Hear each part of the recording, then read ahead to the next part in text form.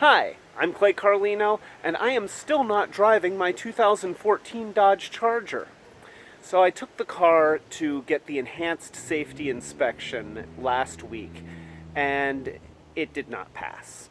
There's still some things that need to be fixed on the frame rails, and depending on how I want to do that, it could be a little bit more work or a lot of work.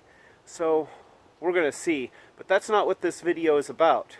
See, the problem is this car still has the same gas that it had in it when I bought the car, and I don't know how long it was sitting even before then. So by this point, the fuel in here is at least 3 months old, if not older. So that ethanol is going to start breaking down.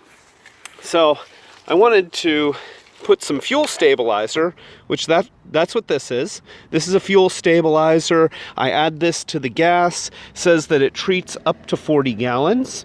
And from the research that I've done, if you put more than you need in, it does not hurt anything. This stuff burns just fine.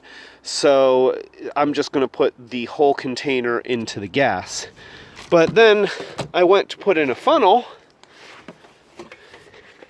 and oh no, it doesn't let you put a funnel in there.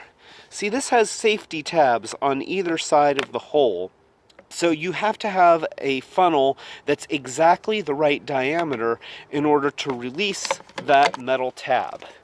Fortunately, they do provide a little funnel that's exactly like that. I guess this is sort of a safety thing so that, you know, it prevents people from putting sugar in your gas tank or peeing in your gas tank. I mean, unless they have anatomy that is exactly shaped like that, I guess that protects your gas tank. So there you go.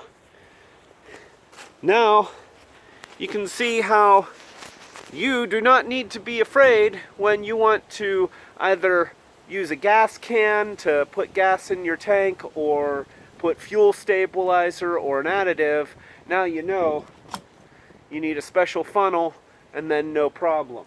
So, this is Clay Carlino telling you to be brave.